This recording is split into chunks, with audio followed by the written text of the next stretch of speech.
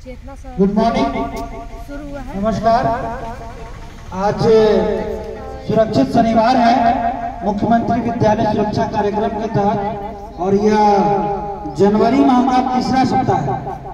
और इस सप्ताह में हमें भूकंप से जुड़ी बातें, भूकंप से जुड़ी जोखिमों के बारे में जानना है और उसके बचाव, उसकी सावधानी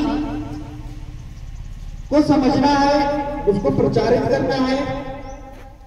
सबसे पहले जानेंगे कि भूकंप का जो आधारभूत जानकारी है उसमें किन किन शब्दों का, किन किन बातों का हमारे सामने प्रयोग होता है, किन किन शब्दों का। जैसे भूकंप में एक शब्द होता है फोकस। तो फोकस पृथ्वी का ऊपरी भाग का वह बिंदु है जहां से भूकंप प्रारंभ होता है। तो भूकंप क्या होता है कि पृथ्वी जब डोलती है, जब धरती डोलती है, कंपन होता है उसमें, तो उस कंपन की वजह से जितने भी इंफ्रास्ट्रक्चर हैं, जो बिल्डिंगे हैं, जो पेड़ है, पोल है, बांध है, उन सब में खतरा पैदा होता है, क्योंकि वो एक अस्थायी रूप से निर्मित होता है। और जब भी पृथ्वी अगर कंपन करेगी, हिलेगी, तो उनका जो निर्माण है वो ध्वस्त हो सकता है। तो ये भूकंप से होने वाला सबसे बड़ा जोखिम होता है। भूकंप जो है वो पृथ्वी के कांपना है। पृथ्वी जब कांपती है, और ये कब कांपती है? जब पृथ्वी के अंदर जब टेक्टोनिक प्लेट, तैरती हुई बड़ी बड़ी प्लेटें होती हैं, जब टकराती हैं, तो उस टकराने से जो ऊर्जा पैदा होती है, उसके वजह से पृथ्वी कांपती है। उसका जो जहां वो टकराती है वो हिस्सा वो फोकस कहलाता है, जहां से भूकंप प्रारंभ होता है। फिर आता है नाभि केंद्र।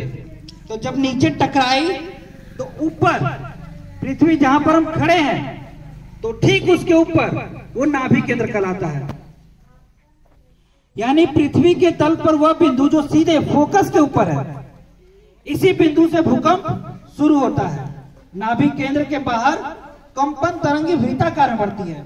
जैसे कि मान लीजिए कि हम किसी बाल्टी में या तालाब में एक बूंद जब या एक ढेला गिराते हैं, तो किस तरह चारों तरफ तरंगे पैदा होती है, चारों तरफ वृत्ताकार में तरंगे पैदा होती है। उसी तरह से भूकंप में भी वो तरंग जो है वो बढ़ती है। तो जहां पर सबसे ज्यादा भूकंप होता है वो उसके नाभि केंद्र होता है, वहां पर उसका परिमाण सबसे अधिक होता है। और जैसे जैसे नाभि केंद्र से दूर बढ़ेंगे, उसका परिमाण जो है वो कम होता जाएगा। और ये परिमाण को रिएक्टर स्केल में मापा जाता है। जितना ज्यादा अंक रहेगा रिएक्टर स्केल में, उतनी भूकंप की तीव्रता अधिक होगी। एक अंक का वृद्धि का मतलब होता है 10 गुना।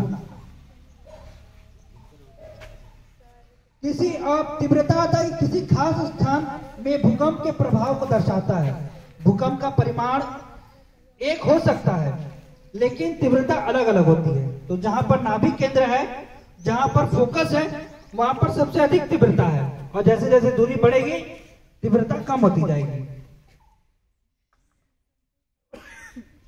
हमारे बिहार में या पूरे भारत में भूकंप जोन बनाया गया है, और इसको 5 भागों में बांटा गया है। जहां पर सबसे कम भूकंप का खतरा होता है उसको भूकंप जोन 1 में रखा जाता है, और जहां पर सबसे अधिक खतरा होता है उसको जोन 5 में रखा जाता है। हमारा जो रोहतास जिला है उसमें यह जोन 3 में आता है। हमारा जो जिला है रोहतास, वो भूकंप के जोन 3 में आता है। जबकि अररिया, दरभंगा, मधुबनी, सीतामढ़ी और सुपौल जैसा जिला जो है जोन 5 में आता है।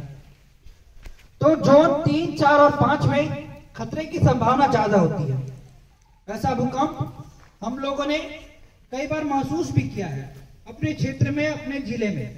और सबसे तगड़ा भूकंप 2015 में आया था, ठीक है। उस समय ये भूकंप की तीव्रता हमने महसूस की थी।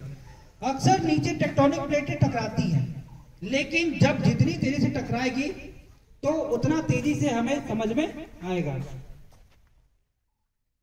अब आता है भूकंप का प्रभाव। भूकंप में सबसे अधिक लोगों की मौत संरचनात्मक संरचनाओं, मकानों के ध्वस्त होने से होती है। इसी प्रकार मकानों में अव्यवस्थित रूप से रखे भारी सामानों के गिरने से लोग घायल होते हैं।